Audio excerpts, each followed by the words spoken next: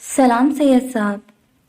वो गेट से अंदर दाखिल हुआ था जब गार्ड ने उसे देखकर सलाम किया। गार्ड सैयदों का बहुत एहतराम करता था, जबकि वो बदकिस्मती से सैयद खानदान से ताल्लुक रखता था। वो बिना कुछ जवाब दिए आगे बढ़ गया था। क्लास की तरफ जाते हुए उसकी नजर लॉन में टहलती हानम पर पड़ी थी। वो रुक गया था। वो फोन पर किसी से बात कर रही थी। आरजी की नजर फोन पर बात करती हानम पर जमी थी। वो उसके होठों की हरकत को देखने के बाद अच्छे तरीके से समझ रहा था कि वो क्या बात कर रही थी। अचानक उसके चेहरे पर नागवारी उभरी थी। वो अपने गुस्से को जब्त करता आगे बढ़ गया था। वो जान गया था कि हानम ने फोन पर क्या कहा था। कौन? रोहान जबील?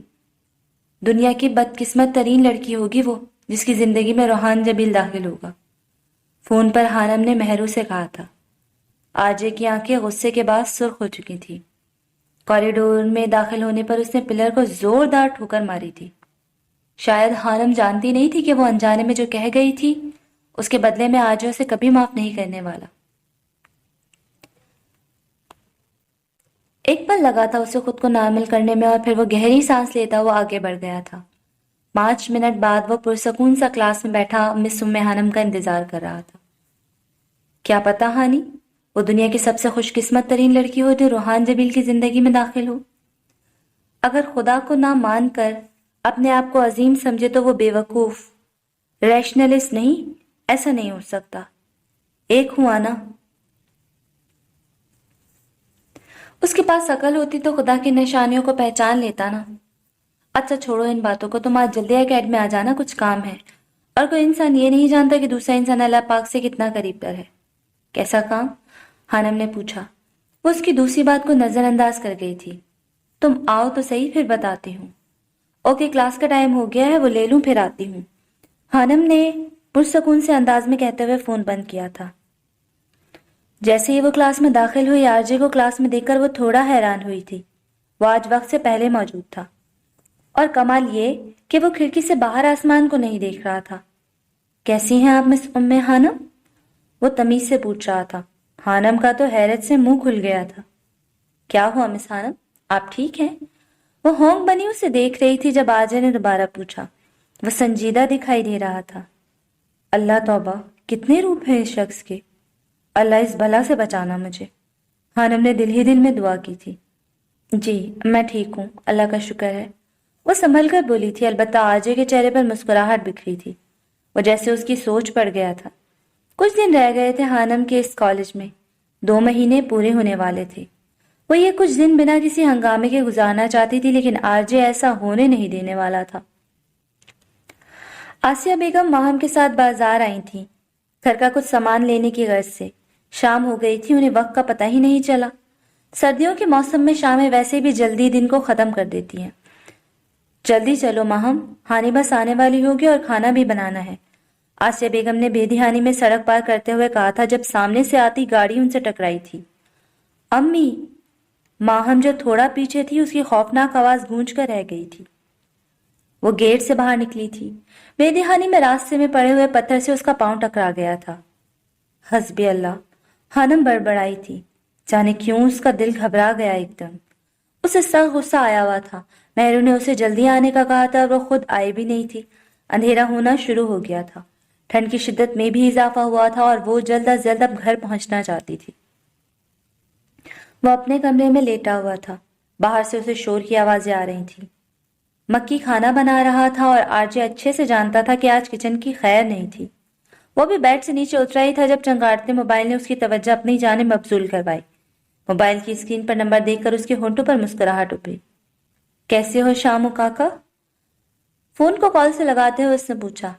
सलाम करते हैं पहले आरजे, हशाम ने जवाब दिया। उफ, फिर से लेक्चर। मौलवी साहब, आप मुझे इसलिए फोन करते हैं कि अखलाकियात की बातें बता सके? आरजे ने मसनूई खफगी से कहा। नहीं, तुम खुद ही सीख जाओगे। हशाम को यकीन था, और उसकी बात पर आरजे का फलक शगाफ कहका उभरा था।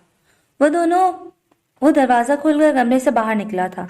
अब उसका रुख किचन की तरफ था, जहां मक्की ने हर चीज को तहस नहस किया हुआ था। पूरे किचन में उसने सब्जियों को फैलाया हुआ था। आरजे के किचन को देखकर होश उड़ गए थे। वो काफी सफाई पसंद था और ये शायद इसमें वाहिद एक अच्छी आदत थी। मक्की, ये क्या किया तुमने? وہ تقریباً چلایا تھا۔ فرائیڈ رائس بنانے کی کوشش کر رہا تھا۔ ایپرن پہنے مکی نے پلٹ کر کہا جس کی آنکھوں سے آنسو نکل رہے تھے۔ لیکن تم رو کیوں رہے ہو؟ آج حیران ہوا۔ رو نہیں رہا، پیاس کاٹ رہا ہوں، مکی نے سو کرتے ہوئے جواب دیا تھا، جس پر ایک بار پھر آرجے کا کہکا ابھرا تھا۔ ہنسو مت آرجے، تمہیں اس کی ہیلپ کرنی چاہیے۔ حشام جو ان کی باتیں سن رہا تھا اس کے ہنسنے پر کہا۔ اس نے ملازم کو چھٹی دے دی تھی، اب بھگتے؟ وہ بے رحم ہوا۔ نہیں حشام بھائی، ملازم کی وائف کی طبیعت خراب تھی اور وہ چھٹی مانگ رہا تھا، میں نے دے دی۔ اب یہ کہہ رہا تھا کہ کھانا تم بناؤ۔ مکی نے روتے ہوئے اس کی شکایت لگائی تھی۔ یار تم لوگ آرڈر کر لو، کیوں اپنے آپ کو عذاب میں ڈال رہے ہو؟ نہیں، کھانا تو یہی بنائے گا، اس نے حشام کی بات کاٹی۔ وہ ایک آنکھ دباتا شرارت سے کہتا کچن سے باہر نکل گیا، جبکہ مکی نے موبائل میں ریسیپی پر نظر دوڑائی اور پھر جلدی جلدی ہاتھ چلانے لگ گیا۔ سنو بھی جان چاہتی ہیں کہ میں شادی کر لوں۔ حشام اس سے اب اپنی مشکل بتانے والا تھا۔ یعنی کہ خودکشی کر لو؟ آرجے نے مذاق اڑایا۔ شادی خودکشی نہیں ہوتی آرجے۔ حشام کو اس کی بات بری لگی تھی۔ اچھا تو کر لو نا پھر۔ مجھے ابھی بہت کچھ کرنا ہے، میں چاہتا ہوں کہ تم شادی کر کے بیجان کی خواہش پوری کر دو۔ حشام نے صاف بات کی۔ واٹ؟ آرجے کو جھٹکا لگا۔ وہ حشام کی بات پر ہنسا اور پھر ہنستا ہی چلا گیا۔ تمہیں لگتا ہے کہ شامو کاکا میں اتنا بے وقوف ہوں تو دوسروں کی خواہشات پوری کرنے کے لیے شادی کر لوں گا؟ ویری انٹرسٹنگ، وہ طنزیہ بول رہا تھا۔ تم تو کچھ بھی کر سکتے ہو نا؟ حشام نے اسے اس کی بات یاد دلائی تھی۔ لیکن وہ کام جو میں کرنا چاہتا ہوں، اور ویسے بھی آج کل کے دور میں شادی کی کیا ضرورت ہے؟ 3-4 نام کی بیویاں تو میں ویسے بھی ایک وقت میں رکھ سکتا ہوں۔ وہ محفوظ ہوتے ہوئے بولا۔ اب تم شادی کا بھی مذاق اڑاؤ گے؟ حشام ناراض ہوا۔ لیکن کوئی شادی کے لائق ہو تب نا، اور ایک ہی عورت کے ساتھ زندگی گزارنے کا سوچنے سے ہی میرا دم گھٹتا ہے۔ شادی میں ضرور کروں گا، اپنی پسند سے، اور 3-4 لڑکیوں سے کروں گا۔ وہ اسے اپنے ارادوں سے آگاہ کر رہا تھا۔ ویسے آرجے، تم نہ کوئی بہت ہی گھٹیا اور ذلیل انسان ہو۔ آرجے نے اس کی بات اچکی تھی اور پھر خود ہی اپنی بات پر کہکا لگایا تھا۔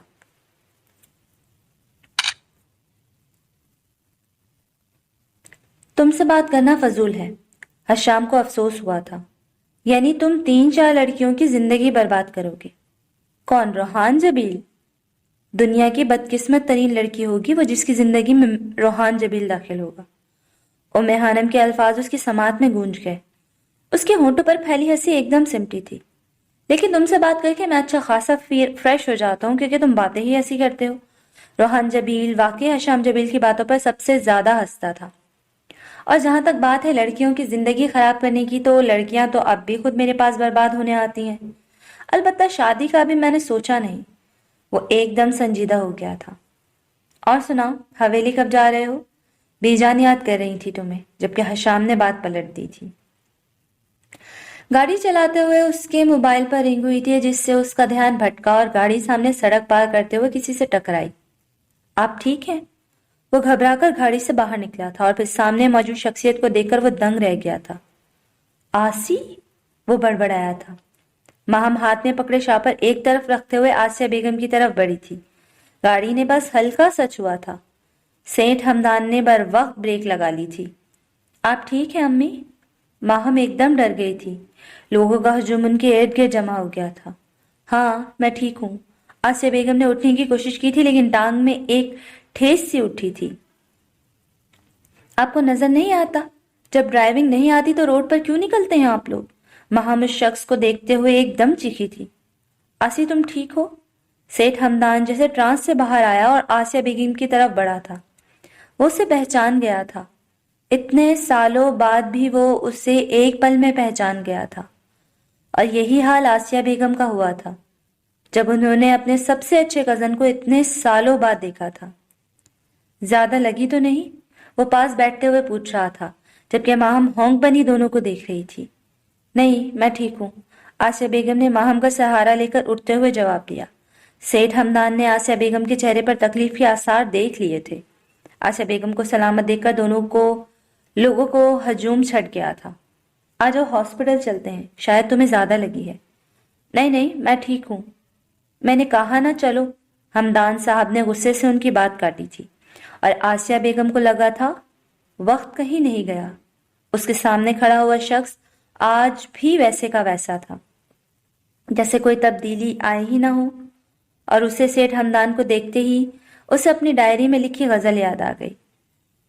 تمہیں آسماں بنایا ہے اپنا تو آسماں سے گرا بھی سکتی ہوں، ستاؤ گے مجھ کو یوں ہی تو چھوڑ کر جا بھی سکتی ہوں، بے رحموں کی کمی کب ہے، میں اپنے زخموں پر مسکرا بھی سکتی ہوں، روتی ہی رہوں گی کیا ہمیشہ، ظالم ہوں تمہیں رلا بھی سکتی ہوں، تمہارے کہنے سے بے وفا ہو جاؤں گی کیا، یہ الزام میں تم پر لگا بھی سکتی ہوں، جاگے تھے جو جذبات محبت کے انہیں میں گہری نیند سلا بھی سکتی ہوں، سہم لیا بہت تیرے چھوڑ جانے کے ڈر سے، اب اس خوف سے تجھے ڈرا بھی سکتی ہوں، چیخو مت میری جان، تمہاری آنکھوں پہ ترس آتا ہے ورنہ یہ تماشا میں بھی لگا سکتی ہوں۔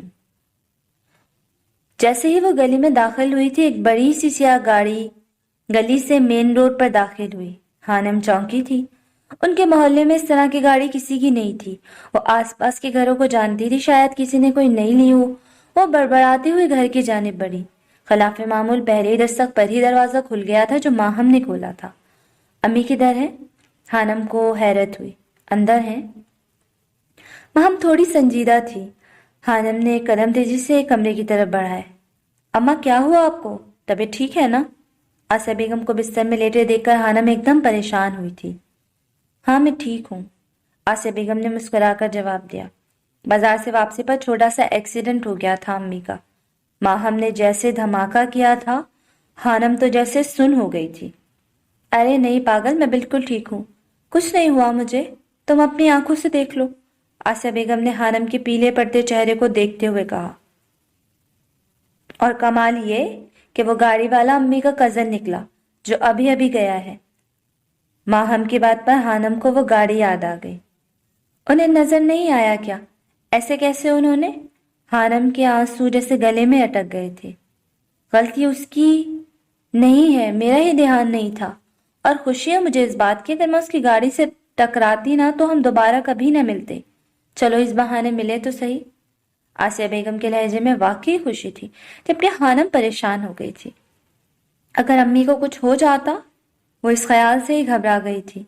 ان کا واحد سہارا اس دنیا میں ان کی ماں ہی تھی۔ وہ شکر ادا کر رہی تھی اللہ کا، جس نے ان پر اپنا رحم کر دیا تھا۔ آسی نے اتنے سال بیوگی اور غربت میں اس چھوٹے سے گھر میں گزار دیا، میں کیسا انسان ہوں، کبھی پلٹ کر خبر تک نہ لی۔ سیٹھ ہمدان گاڑی ڈرائیو کرتے ہوئے سوچ رہے تھے، اتنے پیارے بچے ہیں، اگر آج میری وجہ سے آسی کو کچھ ہو جاتا تو میں خود کو کبھی معاف نہیں کر پاتا۔ آسیہ بیگم کی اوجھی حالت دیکھ کر کہیں دور بہت پرانے سوئے جذبات ایک دم جاگے تھے۔ وہ جتنی اہم اس کے لیے کل تھی، آج بھی اتنی ہی تھی۔ وہ کبھی اسے بھولا نہیں تھا، آج بھی نہیں۔ خانم کا آج کالج میں آخری دن تھا۔ اس کے 2 ماہ پورے ہو گئے تھے۔ کالج کا مستقل ٹیچر واپس آ گیا تھا، ویسے بھی اس کے اپنے پیپرز ہونے والے تھے اور وہ مزید جاب نہیں کر سکتی تھی۔ پہلے لیکچر میں آج نہیں تھا، خانم نے شکر ادا کیا تھا۔ بچوں نے آج کچھ بھی نہیں پڑھا تھا، بلکہ خانم نے ان سے اپنی کچھ باتیں شیئر کی تھیں اور انہیں بہت سی اچھی باتیں بتائی تھیں۔ اس وقت وہ اسٹاف روم میں اکیلی بیٹھی تھی جب اسٹوڈنٹس کا گروپ اس کے پاس آیا تھا۔ یہ وہ بچے تھے جنہیں وہ بہت پسند آئی تھی۔ میم ہمیں آپ کا آٹوگراف چاہیے۔ خانم حیران ہوئی، اس نے کبھی اپنے اسٹوڈنٹ لائف میں یہ کام نہیں کیا تھا۔ لیکن کیوں؟ اس نے پوچھا۔ ہمیں یاد رہے گا کہ مس ام خانم نے ہمیں پڑھایا تھا کبھی؟ ان کی عجیب و غریب خواہش پر خانم نے ان کی ڈائری پر کچھ اقوال لکھ کر اپنا نام لکھ دیا تھا۔ سب چلے گئے تھے، حفصہ رہ گئی تھی۔ آپ کو کیا چاہیے؟ خانم نے سوال نظر سے پوچھا۔ آنکھیں کھول کر تو سبھی لکھ دیتے ہیں، سبھی سائن کر لیتے ہیں، میں چاہتی ہوں کہ آپ آنکھیں بند کر کے میری ڈائری پر سائن کریں۔ یہ کیا بات ہوئی؟ مجھے نہیں آتے سائن کرنے آنکھیں بند کر کے، خانم نے جواب دیا۔ پلیز میم، آپ میرے لیے اتنا نہیں کر سکتی، اتنی سی گزارش قبول کر لیں۔ حفصہ نے منت کی۔ ٹھیک ہے، مجھے قبول ہے، لاؤ کدھر کرنے ہیں سائن؟ خانم نے کچھ نہ سمجھتے ہوئے زبردستی مسکراہٹ چہرے پر لا کر حامی بھری تھی۔ جتنے صفحات پر میں کہوں گی آپ نے اتنی بار سائن کرنا ہے۔ حفصہ نے کہتے ہوئے اپنی ڈائری آگے بڑھائی۔ خانم نے آنکھیں بند کر کے پہلا صفحے پر سائن کیا۔ بس؟ نہیں میم، اور بھی کرنے ہیں۔ وہ نہ جانے کتنی جگہ پر اسے سائن لے چکی تھی۔ اب کھولوں آنکھیں؟ جانے کیوں خانم کو عجیب سا محسوس ہوا تھا۔ اس کی چھٹی اس نے کوئی الارم بجایا تھا۔ حفصہ نے کوئی جواب نہیں دیا۔ کھول لیں آنکھیں مس ام خانم؟ وہ آواز اسے کرنٹ کی طرح لگی تھی۔ خانم نے جھٹ سے آنکھیں کھولی تھی۔ سامنے روحان جبیل کھڑا تھا، زہریلی مسکراہٹ لیے۔ خانم کو کچھ غلط ہونے کا احساس ہوا تھا۔ اس کے ہاتھ میں کچھ کاغذ تھے۔ تم یہاں کیا کر رہے ہو؟ وہ چیخی۔ ریلیکس ٹیچر جی، یہ دیکھیں، بقول آپ کے میں نے آپ کو دنیا کی بدقسمت ترین لڑکی بنا دیا ہے۔ آرزے نے وہ کاغذ اس کی جانب بڑھائے۔ کیا ہے یہ؟ ناگواری سے پوچھا گیا۔ خود دیکھ لو۔ وہ گہری نظروں سے اسے دیکھ رہا تھا۔ کاغذ پر نظر پڑتے ہی خانم کا دماغ الٹا تھا۔ وہ نکاح نامہ تھا جس پر اس کے سائن موجود تھے۔ حفصہ اسے دھوکہ دے گئی تھی۔ خانم کو اپنا سر چکراتا محسوس ہوا۔ کیا بکواس ہے یہ؟ مشکل سے ہمت جمع کر کے خانم نے وہ کاغذ اس کے منہ کی طرف اچھالا تھا، بلکہ منہ پہ مارا تھا۔ اف، آہستہ بولو۔ مسز، تم نے ہی کہا تھا نا دنیا کی بدقسمت ترین لڑکی ہوگی جس کی قسمت میں روحان جبیل داخل ہوگا۔ لو، اب میں نے تمہیں ہی بدقسمت بنا دیا۔ وہ آنکھیں دباتے ہوئے بولا تھا اور پھر ٹانگ پر ٹانگ جما کر آرام سے صوفے پر بیٹھ گیا تھا۔ خانم کو تو اس کی بات سن کر ٹھنڈے پسینے آ گئے تھے۔ اس نے چاروں طرف دیکھا تھا اور شکر کیا تھا کہ وہاں کوئی موجود نہیں تھا۔ اپنی بکواس بند کرو، میں بھی پرنسپل کو بتاتی ہوں تم نے انتہائی شرمناک حرکت کی ہے۔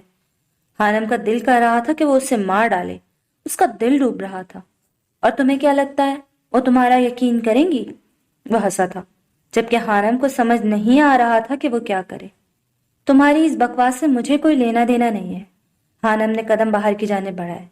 نکاح ہو گیا ہے ہمارا مس ام خانم، وہ سکون سے کہتا اسے آگ لگا گیا تھا۔ نکاح کوئی بچوں کا کھیل ہے جو سائن کرنے سے ہو جائے گا؟ وہ مذاق اڑانے والے لہجے میں بولی تھی۔ لڑکی کی رضامندی چاہیے ہوتی ہے نا، وہ مجھے مل گئی۔ آرجے نے نکاح نامے کی طرف اشارہ کیا جسے وہ نیچے سے اٹھا چکا تھا۔ اور تم نے قبول بھی کر لیا ہے۔ ٹھیک ہے، مجھے قبول ہے۔ لاؤ، کدھر کرنے ہیں سائن؟ اس کی آواز ریکارڈ کر چکا تھا۔ خانم تو دنگ رہ گئی تھی۔ باقی کی کاروائی اب دیکھ لو۔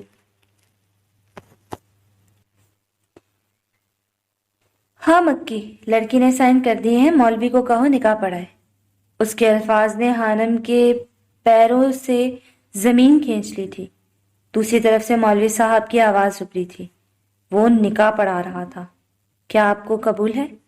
ام خانم نے باقاعدہ اپنا اور روحان جبیل کا نام سنا تھا، اور روحان نے کس قدر چالاکی سے مولوی کے پوچھنے پر خانم کی ریکارڈ کی گئی آواز سے صرف قبول ہے کو مولوی تک پہنچایا۔ اس کے اس طرح کرنے پر خانم پھٹی پھٹی نگاہوں سے اسے دیکھ رہی تھی۔ 3 بار مولوی نے پوچھا تھا اور 3 بار قبول ہے وہ سن چکے تھے۔ جی، سائن کر دیے ہیں خانم نے، اب میری باری، وہ پرسکون سا کہہ رہا تھا۔ سائن وہ پہلے کر چکی تھی۔ اس سے پہلے مولوی مزید کچھ بولتا، خانم کو جیسے ایک جھٹکا لگا تھا۔ وہ بنا کچھ بولے اسٹاف روم سے باہر کی جانب بھاگی تھی اور پھر وہ بھاگتی چلی گئی تھی، اور پیچھے آجے اب قبول ہے بول رہا تھا۔ نکاح نامے پر سائن کرنے کے بعد اس نے موبائل پر چلتی ریکارڈنگ جس سے مولوی کی آواز ابھر رہی تھی اس کو بند کیا۔ اسٹوپڈ، بھاگ گئی ڈر کر۔ منتیں بھی نہیں کی میری کہ یہ سب نہ کروں۔ اپنی ہی بات پر اس نے کہکا لگایا تھا۔ وہ ایک جھٹکے سے صوفے سے اٹھا تھا، نکاح نامے کو پھاڑنے لگا تھا، پھر اچانک کچھ سوچ کر رک گیا۔ کیا پتا کبھی زندگی میں اس کی ضرورت پڑ جائے، اس نے خود سے کہا تھا۔ اسے اس وقت نہ تو اس نکاح میں کوئی دلچسپی تھی اور نہ ام خانم میں۔ اس کے لیے ایک ایڈونچر جیسا تھا۔ خانم کی حالت نے اسے کافی لطف دیا تھا، لیکن حیرت ہے اس گھمنڈی لڑکی نے نہ معافی مانگی اور نہ منتیں کی میری۔ وہ بڑبڑایا اور پھر اس کاغذ کے ٹکڑے کو جیب میں رکھنے کے بعد وہ سیٹی بجاتا اسٹاف روم سے باہر نکل آیا۔ وہ جیت گیا تھا، وہ فتح کا بادشاہ تھا، وہ وقت اور قسمت دونوں پر حکومت کرتا تھا۔ وہ جیسا چاہتا تھا ویسا ہو چکا تھا، وہ فاتح بننا چاہتا تھا۔ اس کالج میں اب اس کی دلچسپی کے لائق کوئی چیز نہیں بچی تھی۔ وہ سیٹی پر دھن بجاتا کالج سے باہر نکل گیا تھا۔ خانم کو اپنا دماغ معاف ہوتا محسوس ہو رہا تھا۔ اسے روحان جبیل سے اس درجہ پاگل پن کی امید نہیں تھی۔ اگر اسے پتا ہوتا کہ وہ ایسا کرے گا تو اس کی لائف پارٹنرز کے بارے میں کبھی ایسی بات نہیں کرتی۔ لیکن اب کیا ہوگا؟ اس کا دل بری طرح سے ڈر رہا ہوگا۔ اللہ، اب کیا ہوگا؟ وہ بہت پریشان تھی۔ دل بیٹھا جا رہا تھا، اگر اس نے پرنسپل کو بتا دیا اور کوئی اور کہانی سنائی تو سب مجھے برا سمجھیں گے۔ وسوسے اسے کھائے جا رہے تھے۔ اس نے پڑھا تھا کہ سلفائڈ اپنے عمل اور اپنے رد عمل دونوں سے لوگوں کو چونکا دیتے ہیں، لیکن اس آرجے نے تو اس کا دماغ ہی گھما دیا تھا۔ اس نے طے کر لیا تھا کہ اب وہ اس کالج میں کبھی نہیں جائے گی۔ اپنی طرف سے وہ دونوں اس کالج کو ہمیشہ کے لیے چھوڑ گئے تھے۔ آرجے سنا دو کچھ، محسن نے اس کی منت کی تھی۔ کلب کے تیز میوزک اور تھر تھر آتے جسموں کی بھیڑ میں وہ لوگ پرسکون سے بیٹھے تھے۔ لکھا تھا اور گلے میں چین پہنے جس پر آرجے لکھا ہوا لٹک رہا تھا۔ آرجے سیاہ رنگ کی جیکٹ کے پیچھے جس پر بڑا سا آرجے لکھا تھا وہ اس کلب کی شان لگ رہا تھا۔ اس نے مکی کو لڑکیوں کی جھرمٹ میں گھرا دیکھا تھا۔ اسے دیکھنے پر مکی نے ایک آنکھ دبا کر اسے آنے کا اشارہ کیا تھا، لیکن جانے کیوں آج نہ تو اسے نشہ چڑھ رہا تھا اور نہ ہی یہاں کوئی لڑکی اسے متاثر کر رہی تھی۔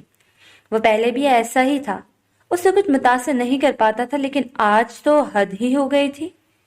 میرا موڈ نہیں ہے یار۔ گلاس کے کنارے پر انگلی پھیرتے ہوئے آرجے نے محسن کو انکار کیا تھا۔ اسے اتنا سنجیدہ دیکھ کر مکی اس کی طرف آیا تھا۔ کیسا رہا تمہارا نکاح؟ وہ خواصت سے دان نکالے پوچھ رہا تھا۔ نکاح؟ اوٹ رابش! کون سا نکاح؟ وہ جسٹ پرانک تھا، اس ام خانم کو ڈرانے کے لیے۔ اور وہ نکاح نامہ؟ مکی نے دوبارہ پوچھا۔ اس کی بات پر آرجے چونکا تھا۔ وہ تو اس نے پھینکا ہی نہیں تھا۔ کچھ یاد آنے پر اس نے پینٹ کی جیب سے وہ کاغذ نکالا تھا جس پر ان دونوں کے سائن تھے۔ یہ رہا۔ مکی نے اس کے ہاتھ سے وہ کاغذ جھپٹا۔ دلہا دلہن دونوں کے سائن ہیں، بس گواہوں کے خانے خالی ہیں۔ ادھر لاؤ، سائن کر دیتا ہوں۔ مذاق سمجھتے ہوئے مکی نے اپنے سائن کر دیے تھے اور پھر کاغذ کو محسن کی طرف بڑھایا۔ محسن نے بھی ہنستے ہوئے سائن کیے تھے۔ اس کے بعد وہ اس کاغذ کے ٹکڑے کو لے کر گروپ کے دوسرے لڑکوں کی طرف بڑھا تھا۔ 5 منٹ وہ نکاح نامے کو لہراتا واپس آیا تھا۔ یہ لو آرجے، کام مکمل ہو گیا ہے۔ شیطانی مسکراہٹ لیے وہ آرجے کی طرف دیکھ رہا تھا۔ انٹرسٹنگ۔ آرجے کے لیے یہ سب ایک نیا کھیل تھا۔ اس کی آنکھیں چمکی تھی۔ اس نے پھر وہ کاغذ کا ٹکڑا جس کی اس کے نزدیک کوئی اہمیت نہ تھی بنا سوچے سمجھے جیکٹ کی جیب میں رکھ لیا۔ وہ نہیں جانتا تھا کہ وہ کاغذ کا ٹکڑا اب قانونی اور شرعی طور پر ایک مکمل نکاح نامے کی حیثیت اختیار کر گیا تھا۔ پلیز یار کچھ سنا دو، اس بار مکی نے گٹار اسے تھماتے ہوئے کہا تھا، اور کچھ سوچ کر آرجے نے اسے پکڑ لیا تھا۔ خانم کالج سے سیدھا گھر آئی تھی اور اپنی اکیڈمی نہیں گئی تھی۔ اس کا سر درد سے پھٹا جا رہا تھا۔ کیا ہوا ہانی، تم ٹھیک ہو؟ آسیہ بیگم نے پریشانی سے پوچھا۔ جی اماں، میں ٹھیک ہوں۔ وہ بس اتنا ہی کہہ پائی تھی، اس کے بعد وہ بستر میں گھس گئی تھی۔ اگر مہرو کو پتہ چل گیا اور اسمارا آپی، وہ سب کیا سوچیں گے میرے بارے میں؟ نہیں، ایسے نکاح تو نہیں ہوتا۔ اب وہ خود کو تسلیاں دے رہی تھی۔ لیکن اس نکاح نامے پر تو سائن ہے میرے۔ اس کا دل بیٹھا جا رہا تھا۔ اسی ڈر اور خوف میں اس کا رات تک بخار ہو گیا تھا۔ وہ کسی سے کچھ کہہ بھی نہیں سکتی تھی۔ یا اللہ مجھ پر رحم کر۔ اسے اپنے پچھلے سارے گناہ یاد آ رہے تھے اور نم آنکھوں سے وہ صدقے دل سے دعائیں مانگ رہی تھی کہ وہ روحان جبیل اس بات کا ذکر کسی سے نہ کرے۔ اور حفصہ، اسے تو میں نے بہت اچھا سمجھا تھا، اس نے دھوکہ کیا میرے ساتھ۔ خانم جو سخت افسوس ہو رہا تھا اور وہ کچھ کر بھی نہیں سکتی تھی۔ تمہیں پتہ ہے ہماری بیٹا آج میں کس سے ملا؟ سیٹھ ہمدان بہت ہی پرجوش انداز میں اپنی بیٹی کو بتا رہے تھے۔ کس سے بابا؟ فون کی دوسری جانب سے آواز ابھری تھی۔ آسی سے۔ سیٹھ ہمدان کے لب کانپے تھے۔ کیا سچ میں بابا؟ وہ حیران ہوئی۔ ہاں، اور اس کی حالت دیکھ کر مجھے بہت افسوس ہوا خود پر۔ میں بہت شرمندہ ہوں۔ ایک ہی شہر میں رہتے ہوئے میں نے کبھی جا کر اس کو خبر ہی نہیں لی۔ سیٹھ ہمدان سچ میں بہت افسوس تھا۔ کیسی ہیں بابا وہ؟ ماہی نے پوچھا تھا۔ میرے لیے تو آج بھی ویسی ہی ہے، 22 سال پہلے والی آسی، مجھ سے فرمائش کر کر کی چیزیں منگوانے والی۔ لیکن وقت اور حالات نے اسے کافی بدل دیا ہے، اب وہ کچھ نہیں مانگتی۔ تو بابا آپ ان کی مدد کریں نا، قسمت نے آپ کو دوسرا موقع دیا ہے، اسے مت گنوائیں۔ ماہی کی بات نے سیٹھ ہمدان کو چونکا دیا تھا، جبکہ ماہی جانتی تھی کہ وہ ایسا کیوں کہہ رہی تھی۔ اس کے بابا نے کتنے سال اکیلے گزار دیے تھے صرف ماہی کی وجہ سے۔ وہ پہلی محبت کو آج بھی اپنے دل میں بسائے بیٹھے تھے۔ یہ قدرتی امر ہے، انسان اپنی پہلی محبت کو چاہ کر بھی بھول نہیں سکتا۔ وہ گلے کا تاگ بن کر ہمیشہ ساتھ رہتی ہے، ہر لمحے اپنے ہونے کا احساس دلاتی ہے۔ یہ خالص جذبہ ہے جسے چاہ کر بھی ہم بھلا نہیں سکتے۔ پہلی محبت پرانے مقدمے کی طرح ہوتی ہے، نہ ختم ہوتی ہے نہ انسان باعزت بری ہوتا ہے، اور محبت نہ ملنے کا دکھ ماہی سے بہتر کون جان سکتا تھا۔ محبت جن سے ہوتی ہے انہیں کھونے کا ڈر ہر وقت دامن گیر رہتا ہے۔ یقین کی آخری منزل پہ آ کر بھی کوئی جذبہ، کوئی شک، کوئی اندیشہ بہت بے چین رہتا ہے۔ محبت جن سے ہوتی ہے انہیں کھونے کا ڈر ہر وقت دامن گیر رہتا ہے۔ کہیں یہ وصل کے لمحے بدل جائیں نہ فرقت میں، کہیں یہ کرب کی گھڑیاں جدائی میں نہ ڈھل جائیں، کہیں ایسا نہ ہو کہ کوئی اس کو بدگما کر دے، کہیں ایسا نہ ہو وہ مہرباں آنکھیں بدل جائے، کہیں ایسا نہ ہو یہ گرم جوشی سرد پڑ جائے، تپا کے جان سے ملنے کی روش یک بستہ ہو جائے، ادائے دل برانہ بے رخی کا روپ دھارے اور دل کا درد بن جائے۔ محبت جن سے ہوتی ہے انہیں کھونے کا ڈر ہر وقت دامن گیر رہتا ہے۔ کبھی محفل میں سب کے سامنے وہ احتیاطاً بھی نظریں چرا جائے تو دل پر چوٹ لگتی ہے، آنسوؤں کا میں برستا ہے۔ کبھی مصروفیت میں فون کی گھنٹی کا وہ نوٹس نہ لے اور رابطے کا سلسلہ موقوف ہو جائے، دھڑک اٹھتا ہے دل، کیا جانیے کیا ہوگا اس کو، توجہ میں کمی کیوں آ گئی، کیوں اس کی جانب ایک سناٹا سا چھایا ہے، جو اپنا اس قدر اپنا تھا آخر کیوں پرایا ہے۔ محبت جن سے ہوتی ہے انہیں کھونے کا ڈر ہر وقت دامن گیر رہتا ہے۔ محبت جن سے ہوتی ہے۔ سنو آرجے، تم نے دوبارہ میں سم خانم کو تنگ تو نہیں کیا؟ حشام لیپ ٹاپ کی اسکرین پر نظر آنے والے آرجے سے پوچھ رہا تھا۔ حشام کی بات سن کر وہ ایک دم چونکا تھا۔ کیا بات ہے شامو کاکا؟ ویسے تو تمہیں لڑکیوں کی نام یاد نہیں رہتا اور مس ام خانم تمہاری یاد بڑی یاد ہے، آج شرارت سے کہہ رہا تھا، کیونکہ میں تمہیں اچھے سے جانتا ہوں۔ بتاؤ تنگ تو نہیں کیا نا؟ حشام کو نہ جانے کیوں فکر ہوئی تھی، وہ اتنے دنوں سے پوچھنا چاہ رہا تھا لیکن ہمت نہیں ہوئی تھی۔ وہ جانتا تھا کہ آج یہ کتنا چلاک ہے۔ نہیں، تنگ نہیں کیا، بس بھگا دیا ایک چھوٹا سا ڈرامہ کر کے۔ کیسا ڈرامہ؟ وہ چونکا۔ پھر بتاؤں گا کبھی شامو کاکا، مجھے ابھی کام ہے۔ اس سے بہت پہلے حشام کچھ کہتا وہ آف لائن جا چکا تھا۔ پتہ نہیں اب اس نے کیا کیا ہوگا اس معصوم کے ساتھ۔ حشام کو فکر ہو رہی تھی لیکن وہ کچھ کہہ نہیں سکتا تھا۔ آرجے اپنے نئے ویڈیوز جو اس نے اپلوڈ کی تھی انہیں چیک کر رہا تھا۔ اس کی ویڈیوز پر ریئیکٹ کر رہی تھی اور تعریف الگ، فالوورز پچھلے ایک ہفتے سے ایک نئی۔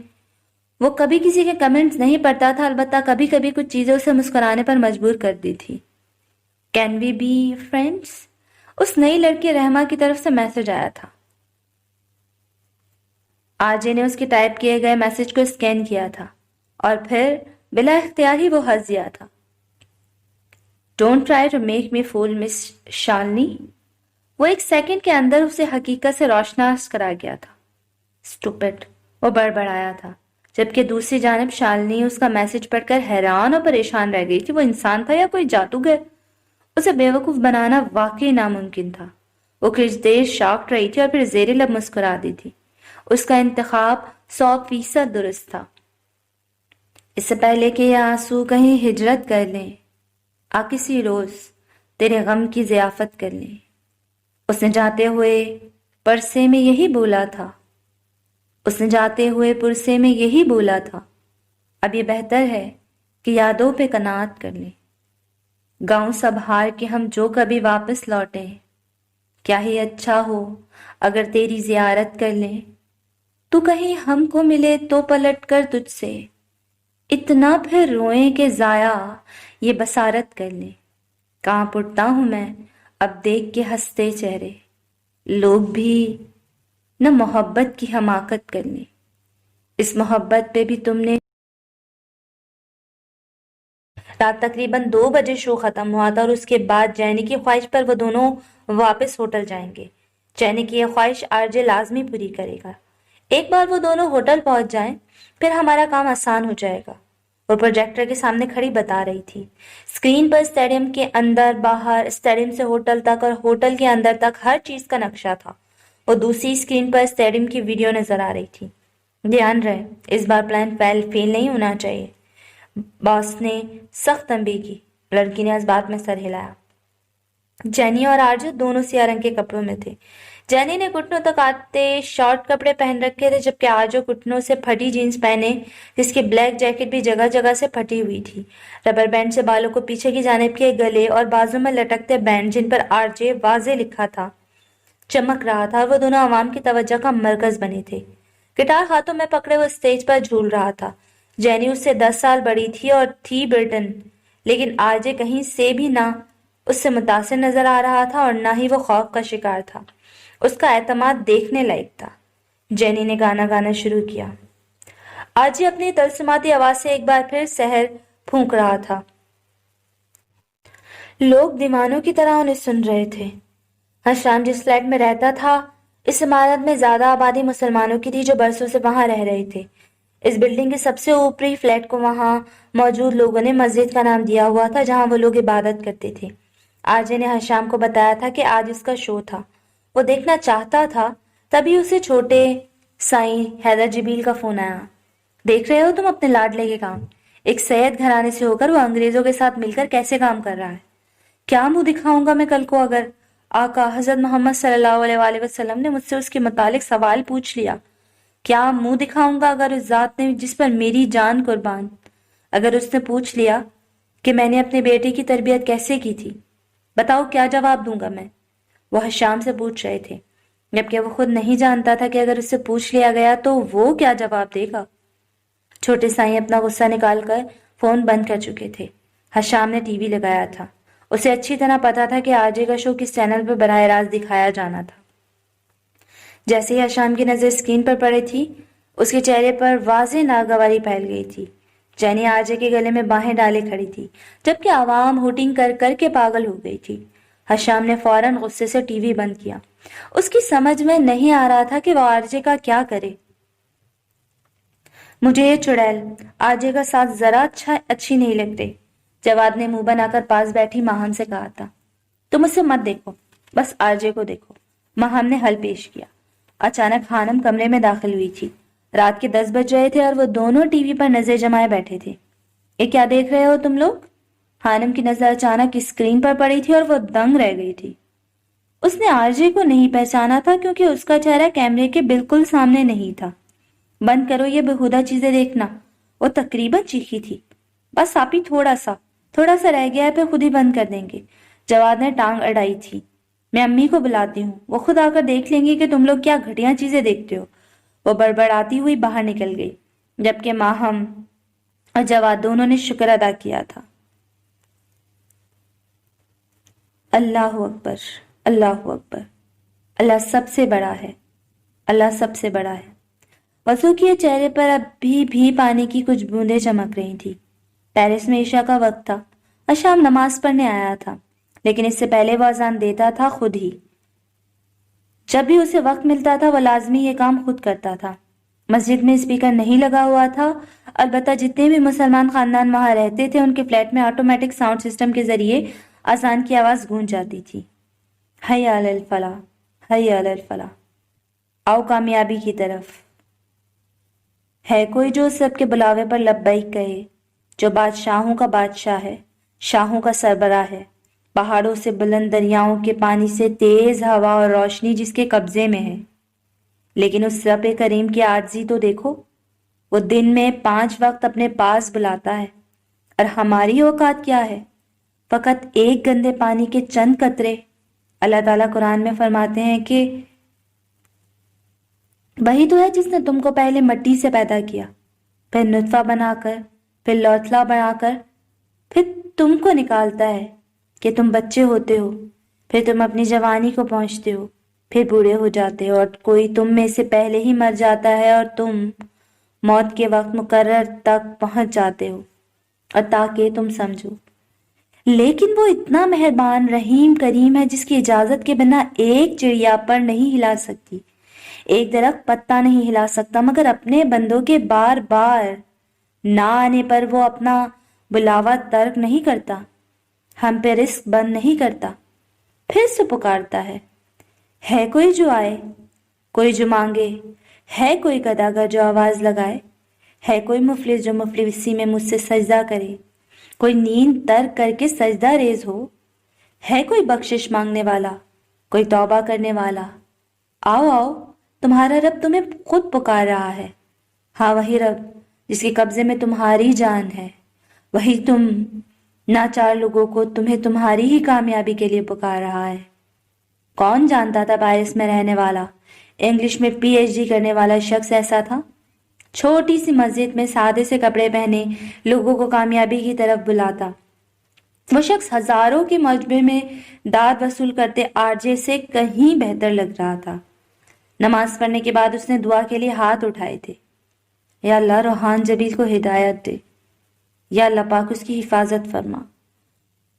اور آج بھی سب سے پہلے اس نے آر جے کے لیے ہی سب دعا مانگی تھی۔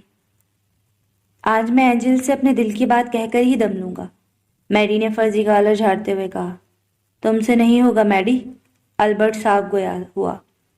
تم جلتے ہی رہنا، دیکھنا آج میں یہ کام ضرور کروں گا۔ میڈی کافی پرجوش تھا۔ ریسٹورنٹ میں اس کی ڈیوٹی 4 بجے شروع ہوئی تھی، وہ 3 بجے وہاں موجود تھا۔ میڈی اس ریسٹورنٹ میں پارٹ ٹائم ویٹر کا کام کرتا تھا۔ وہ آ گئی ہے میڈی، جاؤ اور فتح کر لو۔ البرٹ نے میڈی کو اکسایا تھا۔ اینجل اپنی مقررہ جگہ پر بیٹھی تھی۔ جاؤ اب، البرٹ نے کشمکش کا شکار کھڑی میڈی سے کہا۔ اچھا جا رہا ہوں، میڈی نے خود کو تسلی دی تھی۔ وہ چھوٹے چھوٹے قدم اٹھاتا اینجل کی طرف بڑھا تھا۔ کیسی ہو اینجل؟ وہ اس کے سامنے بیٹھتے ہوئے پوچھ رہا تھا۔ اینجل نے اسے گھوری سے نوازا تھا۔ کچھ بات کرنی تھی، میڈی نے اس کے گھونے پر سنبھل کر کہا۔ بولو، سرد سا لہجہ تھا۔ وہ میڈی کا گلا خشک ہو گیا تھا۔ اس نے میز پر رکھا پانی کا گلاس اٹھا کر پیا تھا۔ اینجل اسے گہری نظروں سے دیکھ رہی تھی۔ کیا میں؟ بولو اب۔ Will you marry me؟ میڈی نے آنکھیں بند کر کے کہا تھا، اس کا سانس اٹکا ہوا تھا۔ اینجل اسے حیرانی سے دیکھ رہی تھی، اور پھر میڈی کی حالت دیکھ کر بہت کوشش کرنے کے باوجود بھی وہ اپنی ہنسی ضبط نہیں کر پائی تھی۔ وہ ہنسی تھی اور ہنستی چلی گئی تھی۔ اس میں ہنسنے والی کیا بات ہے اینجل؟ میڈی کو برا محسوس ہوا۔ تم پاگل ہو گئے ہو میڈی، اب میرے پیچھے مت آنا، اینجل نے ہنستے ہوئے کہا تھا، اور پھر اپنی جگہ سے اٹھ کر باہر نکل گئی تھی۔ جواب نہیں دیا تھا۔ میڈی کا منہ بن گیا تھا، وہ بیچارہ اداس ہو گیا تھا۔ رات 11 بجے کا ٹائم تھا۔ میڈی ریسٹورنٹ سے فارغ ہو کر اب گھر کی طرف جا رہا تھا۔ اچانک اسے محسوس ہوا کہ اس کے پیچھے کوئی ہے۔ وہ ایک نازک دل کا لڑکا تھا اور ایک دم گھبرا گیا تھا۔ 1-2 بار پیچھے مڑ کر دیکھنے کے بعد اب اس نے اپنی رفتار تیز کر دی تھی، جب کوئی اچانک سے آندھی طوفان کی طرح آیا تھا۔ اس کے سر اور چہرے کو جیکٹ سے ڈھانپنے کے بعد مکے اور گھونسوں کی خوب بارش کی گئی تھی اس پر۔ کون ہو تم؟ چھوڑو مجھے، کیوں مار رہے ہو؟ بچاؤ مجھے، وہ چیخ رہا تھا۔ میری اینجل کو پرپوز کرتے ہو؟ خبردار جو آئندہ اس کے آس پاس بھی نظر آئے، مارنے والے نے اردو زبان میں کہا تھا۔ میڈی کو صرف اینجل سمجھ آیا تھا اور کچھ بھی نہیں۔ 2-4 گھونسے اس کے پیٹ میں مارنے اور اپنے بھڑاس نکالنے کے بعد اب وہ رات کے اندھیرے میں رفو چکر ہو گیا تھا، جبکہ میڈی نے، جس کی حالت بری ہو گئی تھی، مشکل سے اپنے چہرے سے جیکٹ اتاری تھی اور پھر بنا آگے پیچھے دیکھے گھر کی طرف دوڑ لگا دی تھی۔ شو ختم ہو چکا تھا۔ اب وہ لوگ واپس جا رہے تھے۔ آر جے جینی کو چھوڑنے ہوٹل جا رہا تھا۔ ان کی گاڑی کے آگے اور پیچھے بھی گاڑیاں گامزن تھیں، جن میں جینی کی پوری ٹیم تھی۔ آج کے شو کے بعد آر جے کی فین فالوئنگ دوگنی بڑھ گئی تھی۔ وہ دونوں گاڑی کی پچھلی سیٹ پر بیٹھے تھے۔ جینی کافی تھکی نظر آ رہی تھی، البتہ نیند آر جے کے آس پاس بھی نہیں پھٹکی تھی۔ اسے اس وقت نیند آتی ہی نہیں تھی۔ जैनी आरजे से चुपकी बैठी थी, उसे कोफ्त हो रही थी। अचानक आरजे की नजर सामने लगे मिरर से झांकते ड्राइवर पर पड़ी। वो एकदम चौंका। जो ड्राइवर उन्हें लेकर आया था वो कोई और था। वो आंखों से पहचान गया कि ड्राइवर बदल चुका है। आरजे को किसी गड़बड़ का एहसास हुआ। क्या हुआ बेबी? जैनी ने उसके चेहरे का रुख अपनी तरफ किया था। आरजे की नजर उसके गले में लटके डायमंड के नेकलेस पर पड़ी थी। उसकी आंखें सुकड़ी थी और फिर वो शॉक्ड रह गया था। उसे लॉकेट के अंदर माइक्रो कैम नजर आ गया था। इससे पहले वो कुछ कहता उसके मोबाइल ने चिंगारना शुरू किया। मक्की की कॉल थी। हेलो आरजे, कहाँ हो तुम? मेरा एक्सीडेंट हो गया है। मक्की की घुटी घुटी सी आवाज उभरी थी। गाड़ी रोको, आरजे ने कहा था। क्या हुआ साहब? आगे बैठे ड्राइवर ने पूछा था। मैंने कहा गाड़ी रोको, वो चिल्लाया था। जेनी डर कर उससे अलग हुई थी। हेलो आरजे, कहाँ हो तुम? मेरा एक्सीडेंट हो गया है। मक्की की घुटी घुटी सी आवाज आई। आरजे बिना कुछ कहे गाड़ी से बाहर निकल गया। आरजे की गाड़ी के पीछे जो गाड़ियां थीं वो भी एक झटके से रुकी थी। जैनी और ड्राइवर दोनों मुंह खोले हैरत से उसे दूर जाते आरजे को देख रहे थे। वो उसे कुछ नहीं कह सकते थे और ना अब रोक सकते थे। वो अपनी मर्जी से उनके साथ जाता तो अलग बात थी। ड्राइवर ने घूर कर जैनी को देखा था। मेरा कोई कसूर नहीं है, मैंने कुछ नहीं किया। उसे कोई शक नहीं होने दिया। जैनी उसे घूरने पर मिनमिनाई थी, जबकि ड्राइवर ने गुस्से से गाड़ी आगे बढ़ा दी थी। ऐसा नहीं हो सकता, हम अपनी मंजिल के इतना करीब आकर यूं खाली हाथ नहीं रह सकते। वो चिल्ला रहा था। कमरे में पड़े कंप्यूटर सिस्टम और कैमरे को उसने उठा उठा कर पटक दिया था। बॉस, जैनी ने पूरी कोशिश की थी।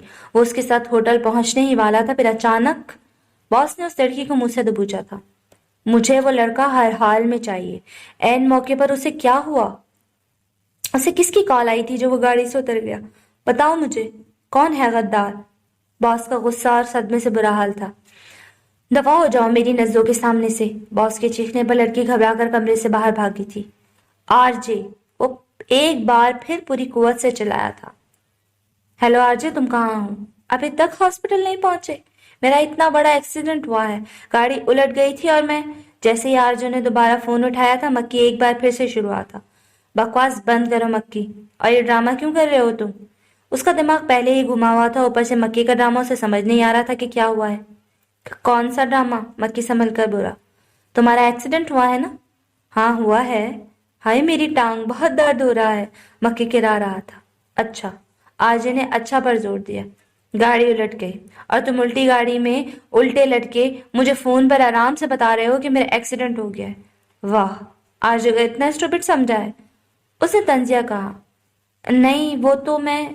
मक्की सटपट आ गया। उसे कोई बहाना नहीं बन रहा था। जल्दी मरो घर, मैं इंतजार कर रहा हूँ, आरजे ने कहते हुए फोन बंद किया। 5 मिनट बाद मक्की ऊपर से नीचे आया था।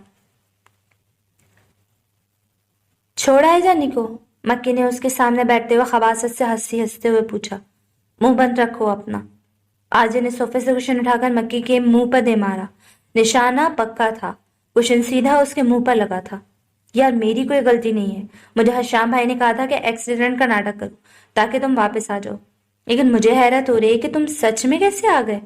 मक्की को वाकई हैरत हो रही थी। वो अच्छी तरह से जानता था कि आरजे का दिमाग कितना तेज चलता है। वो 1 सेकंड से पहले उसका ड्रामा पकड़ लेगा, लेकिन फिर भी उसने कोशिश की थी। बस मेरी मर्जी, आरजे ने बेजारी से कहा। वह हशाम भाई चाहता था कि तुम जैनी के साथ रात ना गुजारो, मक्की ने डरते डरते बताया था। उस शामों की तो।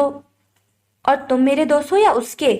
आरजे ने दूसरा क्वेश्चन उठाकर उसे दे मारा था। यार मार क्यों रहे हो? मैंने तो बस हशाम भाई की बात मानी है पहली दफा। मक्की उछला था, जबकि आरजे ने कोई जवाब नहीं दिया था। वो अब 2 उंगलियों और एक अंगूठे की मदद से अपनी कनपटियों को मसल रहा था। उसे पिछले कुछ दिनों में बारहा महसूस हुआ था कि कोई उस पर नजर रखे हुए है। उसकी छठी इसने उसे कई बार चौकन्ना किया था, लेकिन आज तो हद हो गई।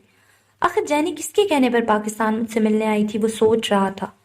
लेकिन मैं वापस क्यों आ गया? मैं वहां जाकर भी तो पता लगा सकता था ना। लेकिन शायद वो नहीं जानता कि हशाम जबील की दुआ उसे कितने बड़े नुकसान से वापस बचा कर लाई थी। न सिर्फ नुकसान बल्कि गुनाह से भी। तौबा तौबा, कैसे जमाना आ गया है। आजकल तो बेटियों पर जरा भरोसा नहीं किया जाता। زبیدہ آپا نے منہ چڑھا کر پاس بیٹھی آسیہ بیگم سے کہا تھا۔ کیا ہوا زبیدہ آپا، خیر تو ہے؟ آسیہ بیگم نے پوچھا۔ ارے وہ گرلی کے کونے پر جو حاجی صاحب ہے نا، ان کی بیٹی کی شادی تھی کل۔ عین بارات والے دن لڑکے کو پتہ چل گیا کہ لڑکی کا پہلے کہیں اور چکر تھا۔ حاجی صاحب انتظار کرتے رہ گئے، بارات ہی نہیں آئی۔ ویسے تو حاجی بنے پھرتے ہیں اور اولاد کو لگام نہیں ڈالی، پورے محلے میں بدنامی ہو گئی ان کی، زبیدہ آپا نے حقارت سے کہا تھا۔ واشنگ مشین سے کپڑے نکالتی ہانم کے ہاتھ کانپے تھے، اس کا نازک سا دل ڈوب کر اٹھ رہا تھا۔ اسے کچھ یاد آ گیا تھا جس نے اسے ڈرا کر رکھ دیا تھا۔ بس آپا، اللہ سب کی بیٹیوں کی حفاظت کرے، آمین۔ آسیہ بیگم نے صدقے دل سے دعا کی تھی۔ میں کہتی ہوں خیر سے اپنی بچیاں بھی شادی کے لائق ہو گئی ہیں، کوئی دیکھ کر ان کا بھی کر دو، اس سے پہلے کہ کچھ غلط ہو، زبیدہ آپا نے رازداری سے کہا۔ ماہم نے کان جو اسی طرف لگے ہوئے تھے، یہ بات سن کر اسے سخت غصہ آیا۔ ویسے زبیدہ آپا، آپ کی اپنی بیٹیوں کی عمریں کیا ہیں؟ ماہم نے اچانک باہر آ کر پوچھا۔ خانم نے اس کا ارادہ سمجھتے ہوئے ماہم کو گھوری سے نوازا، لیکن وہ ماہم ہی کیا جو باز آ جائے۔ ارے میری بیٹیاں تو ابھی بچیاں ہیں، معصوم، نیک، شریف، پورے محلے میں ڈھونڈنے سے بھی ایسی لڑکیاں نہیں ملیں گی۔ زبیدہ آپا نے اپنی بیٹیوں کی تعریف میں زمین اور آسمان کے کلابے ملا دیے۔ بالکل، ایک 28 سال کی اور دوسری 23 سال کی، ابھی تو دودھ پیتی ہیں وہ، اور نیک شریف اتنی کہ ہر وقت دوسرے لوگوں کے گھروں میں موجود رہتی ہیں، اور لڑکوں کی ایک لمبی لائن آپ کے گھر کے باہر لگی ہوتی ہے۔ ہم نے زبیدہ آپا کے انداز میں ہاتھ ہلا ہلا کر کہا تھا۔ زبیدہ آپا کی تو آنکھیں پھٹی کی پھٹی رہ گئی تھی۔ توبہ توبہ، کتنی زبان چلتی ہے اس لڑکی کی، دیکھ لینا آسیہ، یہ تمہاری ناک کٹوائے گی۔ زبیدہ آپا نے چائے کا کپ اس سے چھوٹی سی میز پر رکھتے ہوئے کہا۔ ہاں ہاں، جائیے جائیے، میں بد زبانی ٹھیک ہوں۔ ماہم 2-4 اور سناتی اندر جا چکی تھی۔ بس اب نہیں آتی میں تمہارے گھر، زبیدہ آپا ناراض ہوئی تھی۔ ارے آپا، یہ نادان ہے، اس کو میں پوچھتی ہوں، آپ بیٹھ جائیں، ناراض نہ ہو، آسیہ بیگم نے بوکھلا کر کہا، جبکہ خانم نے مشکل سے اپنی مسکراہٹ کو ضبط کیا تھا۔ نہ بس، اللہ معاف کرے، تمہاری بیٹیوں کو تو میں نے اچھا سمجھا تھا، دیکھا کیسے زبان چلا کر گئی ہے یہ ماہم میرے سامنے۔ زبیدہ آپا کو یقین نہیں آ رہا تھا کہ ماہم یوں ان کی بیٹیوں کے بارے میں منہ پر بات دے مارے گی۔ بیٹھ جائیں آپا، شادیاں بھی ہو جائیں گی ہماری، لیکن اپنے وقت پر، خانم نے مسکراتے ہوئے کہا تھا۔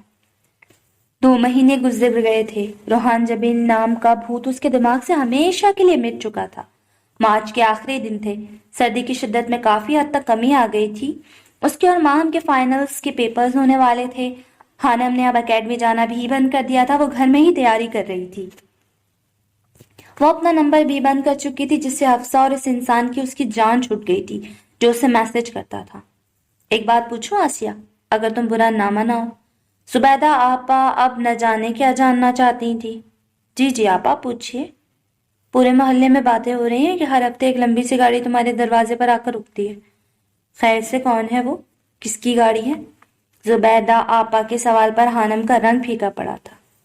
ارے آپا، وہ گاڑی میرے تایازاد بھائی کی ہے، بہت بڑا آدمی ہے، پہلے باہر رہتا تھا، اب پاکستان شفٹ ہو گیا ہے، کبھی کبھی خیریت دریافت کرنے آ جاتا ہے، آسیہ بیگم نے سنبھل کر کہا۔ اچھا، لیکن پھر بھی لوگ تو باتیں بناتے ہیں نا کہ لمبی گاڑی میں جانے کون آتا ہے ان کے گھر، بھائی شریفوں کا محلہ ہے، ایسی ویسی بات بنتے دیر نہیں لگتی۔ زبیدہ آپا جو کہنا چاہ رہی تھی آسیہ بیگم اور خانم اچھے سے سمجھ گئے تھے۔ زبیدہ آپا تو خطرے کی گھنٹی بجا کر جا چکی تھی، جبکہ پیچھے وہ دونوں خاموش ہو گئی تھی۔ خانم کو خود یہ سمجھ نہیں آئی تھی کہ ہمدان انکل ان پر اتنے احسانات کیوں کر رہے ہیں، بلکہ انہیں خیال نہیں آیا تھا اب اچانک سیٹھ ہمدان اس گھر میں ہمیشہ خانم کے غیر موجودگی میں ہی آئے تھے۔ وہ اکثر کالج یا اکیڈمی ہوتی تھی جب وہ آتے تھے، اور اب جب سے وہ گھر میں تھی صرف ان کا ڈرائیور آتا تھا سامان لے کر۔ خانم کو انہیں دیکھنے کا تجسس تھا، لیکن وہ ابھی کچھ کہہ نہیں سکتی تھی۔ شام کو پھر ہمدان کا ڈرائیور آیا تھا، گاڑی سامان سے بھری ہوئی تھی، کھانے پینے کا سامان، سودا سلف، پھل، کپڑے، ڈھیروں سامان تھا۔ ڈرائیور کو دیکھ کر خانم کا موڈ بگڑا تھا۔ امی، ہمدان انکل ہم پر اتنے احسانات کیوں کر رہے ہیں؟ پہلے تو انہیں کبھی ہمارا خیال نہیں آیا، یہ تو میں خود پوچھنا چاہتی ہوں ان سے، لیکن وہ آئیں تب نہ۔ آسیہ بیگم بھی بھوکھلا گئی تھی، انہیں محلے والوں کی باتوں سے ڈر لگتا تھا۔ سنو بھائی صاحب، آسیہ بیگم نے ہمدان کے ڈرائیور کو مخاطب کیا تھا جو گاڑی سے سامان نکال کر گھر میں لا کر رکھ رہا تھا۔ جی جی بی بی جی، ڈرائیور نے ادب سے جواب دیا تھا۔ ہمدان سے کہنا ان سب کی ضرورت نہیں ہے، ہم اپنے گھر میں بہت خوش ہیں اور آئندہ ان سب تکلفات کی زحمت نہ کریں۔ ٹھیک ہے بی بی جی، آپ کا پیغام میں پہنچا دوں گا۔ وہ پچھلے 1 مہینے سے پیرس گئے ہیں اپنی بیٹی سے ملنے، لیکن مجھے فون پر تلقین کرتے ہیں کہ میں یہ سب آپ کے گھر وقت پر پہنچاتا رہوں۔ ڈرائیور اپنی ڈیوٹی پوری کر رہا تھا۔ ٹھیک ہے، لیکن اس بار فون آئے تو اسے کہنا کہ جب واپس آئے تو مجھ سے ملے، آسیہ بیگم نے الجھے ہوئے لہجے میں کہا۔ ڈرائیور سر جھکا کر واپس چلا گیا تھا۔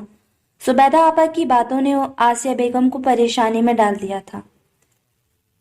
آج نے کچھ دونوں کے لیے اپنے سوشل میڈیا پہ جتنے بھی اکاؤنٹ بند کر دیے تھے۔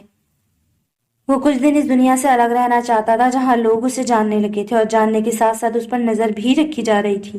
یونیورسٹی سے فارغ ہونے پر وہ حشام کے ساتھ باہر چلا گیا تھا۔ مکی اس کے ساتھ تھا۔ وہ دنیا گھومنا چاہتے تھے۔ آج نے مکی کو سختی سے منع کیا تھا کہ وہ سوشل میڈیا پر اس کی تصاویر کو شیئرز نہ کرے۔ لوگ حیران تھے کہ آرجے کہاں چلا گیا تھا۔ البتہ اکاؤنٹ بند کرنے سے پہلے اس نے اپنے شائقین کے لیے پیغام چھوڑا تھا کہ وہ جلد پاکستان واپس آئے گا، اور واقعی جلد ہی پاکستان آنے والا تھا۔ مکی، آرجے اور حشام تینوں پیرس کے مشہور ریسٹورنٹ میں بیٹھے تھے۔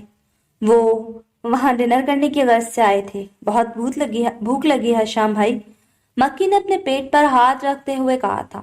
آرڈر کر تو دیا ہے، 5 منٹ انتظار کر لو بھوکے انسان۔ جواب آرجے کی طرف سے آیا تھا۔ میں 1 منٹ میں آیا، حشام نے موبائل کی طرف دیکھتے ہوئے کہا۔ کوئی اہم کال تھی۔ یہ حشام کے ساتھ لڑکے کون ہیں؟ ماہی نے پاس بیٹھی ایلا سے پوچھا۔ دوست ہوں گے اور کون ہو سکتے ہیں، ایلا نے کھانے کھاتے ہوئے جواب دیا۔ ماہی کب سے اپنے سامنے بیٹھے حشام کو دیکھ رہی تھی۔ آرجے کی اس کی طرف پش تھی اور اسے نہیں دیکھ پائی تھی، البتہ مکی اور حشام اسے نظر آ رہے تھے۔ یہ اتفاق یا اس کی خوش نصیبی کہ حشام اسے آج نظر آ گیا تھا۔ ماہی نے اسے تنگ کرنا تو چھوڑ دیا تھا، لیکن چاہنا اور دیکھنا نہیں چھوڑا تھا۔ میرے ہم سفر، تیری بے رخی دل مبتلا کی شکست ہے۔ اسے کس طرح سے میں کہوں، فتح یہ میری انا کی شکست ہے۔ تو چلا گیا مجھے چھوڑ کر، میں نے پھر بھی تجھ کو صدائیں دی۔ میرے ہم سفر، تو رکا نہیں، یہ میری صدا کی شکست ہے۔ تجھے لا کے دل میں بٹھا دیا، تجھے راز پر ایک بتا دیا، تو نے پھر بھی کوئی وفا نہ کی، یہ میری وفا کی شکست ہے۔ میں چراغ کو نہ مزاج تھا، تجھے بجلیوں کی طلب رہی، مجھے آندھیوں نے بجھا دیا، یہ میری ضیا کی شکست ہے۔ مجھے کوئی تجھ سے گلا نہیں، تو ملا تھا کب کا بچھڑ گیا، میرے جرم کی ہے یہی سزا، یہ میری سزا کی شکست ہے۔ میری خاموشی کے بیان کو تو سمجھ کے بھی نہ سمجھ سکا، میرے آنسوؤں کا پیام بھی دل بے نوا کی شکست ہے۔ غم حیات کے سبھی تذکرے ہوئے رائے گا، میرے چار اگر تیرا یہ ہنر میری ہر دعا کی شکست ہے۔ مجھے خاموشی حیات میں یوں کبھی نہ کوئی گرا سکا، تیری خاموشی کی پکاری میری ابتدا کی شکست ہے۔ دوست، شام کو دیکھ کر لگتا تو نہیں کہ اس کے دوست ایسے ہوں گے، یہ تو شکل سے ہی لوفر لگ رہا ہے، ماہی نے کہکا لگاتے مکی کو دیکھ کر کہا۔ چھوڑو نا، تمہیں کیا پرابلم ہے، جو بھی ہو، ایلا نے اس کی طرف دیکھتے ہوئے کہا تھا جب اسے اچھو لگا۔ کھانا اس کے گلے میں اٹک گیا۔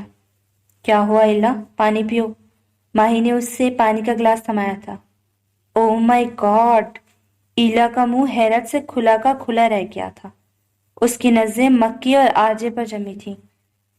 آرجے نے جیکٹ کے بازو کو فولڈ کیا ہوا تھا اور نظر آتی بازو پر عجیب سا ٹیٹو بنا ہوا تھا جس میں آرجے لکھا نظر آ رہا تھا۔ کیا وہ انسان واقعی آرجے ہے؟ ایلا ایک دم اچھلی تھی۔ کیا ہوا ایلا، کہاں جا رہی ہو تم؟ مائی نے اسے اٹھتے دیکھ کر پوچھا، جبکہ ایلا بنا جواب دے آرجے کی طرف بڑھ گئی تھی۔ ایکسکیوز می، آرجے کے پاس جا کر اس نے اسے مخاطب کیا تھا۔ آواز پر آرجے نے پلٹ کر دیکھا تھا۔ और इला ने मुंह पर हाथ रखकर अपनी चीख को रोका था। वो वाकई आरजे था। क्या मैं कोई ख्वाब देख रही हूँ? वह हैरान सी देख रही थी, जबकि आरजे की आंखों में उलझन उभरी। क्या आप सचमुच मेरे सामने हैं? इला आरजे की बहुत बड़ी मद्दाह थी। क्या आप आरजे हैं? वो पुरजोश से पूछ रही थी। नहीं तो। आरजे की आंखों में शरारत उभरी। आप आरजे ही हैं। ये आपका टैटू, ये मैंने देखा है आपके पिक्चर्स में गिटार के साथ। आपने अक्सर इसे हाथ में पकड़ा हुआ होता है। ईला ने शायद उसे कुछ ज्यादा ही फुर्सत से देखा हुआ था। वो मुस्कुरा दिया था। Autograph please. ईला ने अपना हाथ आगे बढ़ाया। मैं ऑटोग्राफ नहीं देता। आरजे ने इनकार किया था। हो सीरियसली? इला को हैरानी हुई। लोग तो अपने मदाहों को देखकर शोखे हो जाते हैं। एक वो था जिसे फर्क नहीं पड़ा था, पुरसकून सा बैठा था। शायद उसे ये चीजें मुतासिर नहीं करती थी, या शायद वो अपनी अहमियत को अच्छे से जानता था। सेल्फी तो ले सकती हूं ना एक? ईला ने उम्मीद से पूछा था, और आरजे ने इस बात में सर हिला दिया था। आरजे के साथ पिक्चर बनाने और कुछ बातें करने के बाद वो माही के पास वापस आई थी, जो उसे खा जाने वाली नजरों से घूर रही थी। वापस आने का दिल तो नहीं कर रहा था। मुझे यकीन नहीं आ रहा मैं आरजे से मिली हूँ। ईला की खुशी देखने लायक थी। तुम्हारे होते हुए कोई हमें देखता भी नहीं। ईला के जाने के बाद मक्की ने मुंह बनाया था। वेटर उनके मेज पर खाना लगा रहा था। यहाँ शाम कहाँ रह गया? आरजे बड़बड़ाया, जबकि मक्की अब मोबाइल पर किसी का नंबर मिला रहा था जो बन जा रहा था। अफसोस रहेगा सारी उम्र। जिंदगी में सिर्फ एक ऐसी लड़की आई है जिसे मक्की हासिल नहीं कर सका, जो मक्की से बचकर निकल गई। मक्की ने हंसते से मोबाइल की स्क्रीन चमकते नंबर को देखते हुए कहा था। तुम मक्की थे ना, इसलिए। आरजे होता तो ना जाने देता, बल्कि वो खुद नहीं जाती। वो दोनों खबासत की तमाम हदें पार करते हुए कहका लगाकर हंसे थे। दूर बैठी ईला सताइश से उस हैंडसम से लड़के को देख रही थी जिस पर उसे हाल ही में क्रश हुआ था, लेकिन शायद वो नहीं जानती थी कि जो इंसान बाहर से खूबसूरत नजर आता हो, जरूरी नहीं उसका अंदर भी इतना ही खूबसूरत हो। तुम मक्की थे ना, इसलिए। आरजे की नजर हरशाम पर पड़ी थी, जो उनकी तरफ बढ़ रहा था। उसे देखकर वो दोनों सीधे होकर बैठ गए थे। हरशाम को ऐसी बातें पसंद नहीं थी, इसलिए खास तौर पर मक्की तो डरता था उससे, और उसके सामने इस तरह की बातें करने से गुरेज करता था। तकरीबन आधे घंटे बाद वो लोग इस रेस्टोरेंट से बाहर निकले थे। माही ने एक भी पल ऐसा नहीं था जब उसने अपनी नजरों को हरशाम के चेहरे से हटाया हो। उसे जी भरकर देखने का मौका मिला था, और उसने इस मौके से खूब फायदा उठाया था। वो लोग जा चुके हैं माही, अब हमें चलना चाहिए। उनके जाने के बाद ईला ने माही को झंझोड़ा था। ठीक है, चलो। माही किसी ट्रांस के जेरे असर थी। वो दोनों भी दरवाजे की तरफ बढ़ गई थी। ईला के आगे चल रही थी, जबकि माही उसके पीछे। ईला दरवाजे से बाहर निकल चुकी थी। जैसे ही माही ने दरवाजे से बाहर कदम बढ़ाए, एक जोरदार वजनी चीज उसके सर से टकराई थी। माही को अपना दिमाग घूमता हुआ महसूस हुआ था। दर्द की शिद्दत ने उसे कराहने पर मजबूर किया था। वो नीचे बैठती चली गई। आंखों के आगे अंधेरा छा गया था।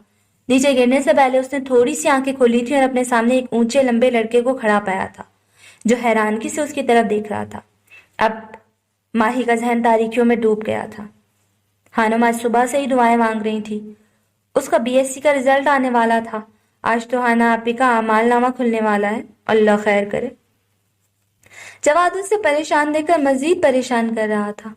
दुआ करो मेरे लिए। हानम का दिल धक धक कर रहा था। नहीं करूंगा। आप कौन सा मुझे आरजे का शो देखने देती हैं? जवाद ने मुंह बनाया। अच्छा दुआ करूं ना, अगर मेरे मार्क्स अच्छे आए तो जरूर देखने दूंगी। हानम ने जैसे मिन्नत की। पक्का? प्रॉमिस? वो टलने वाला नहीं था। प्रॉमिस नहीं करते जवाद। ठीक है फिर। एक दो किताबों में हानि आपी पक्का अड़ेगी। वो एकदम ही नजुमी बन गया था। मुंह बंद करो अपना।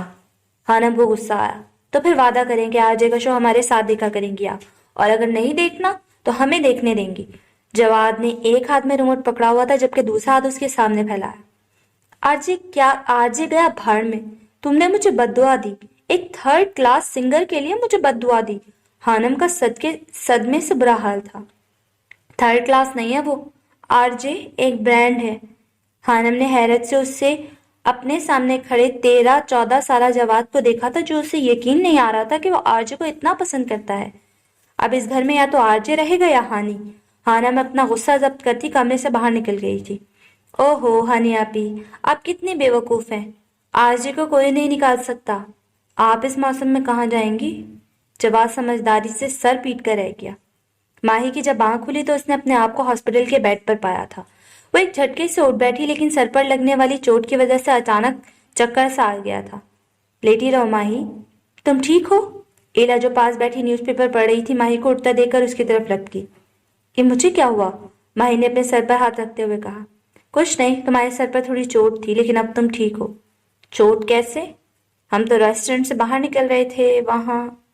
اتنا مت سوچو ماہی، سب ٹھیک ہے، میں ڈاکٹر سے بات کر کے آتی ہوں۔ انہوں نے کہا تھا کہ ہوش میں آتے ہی تمہیں ڈسچارج کر دیا جائے گا۔ ایلا اس کا ہاتھ تھپ تھپاتے ہوئے باہر نکل گئی تھی، جبکہ ماہی ناسمجھی سے اسے باہر جاتا دیکھ رہی تھی۔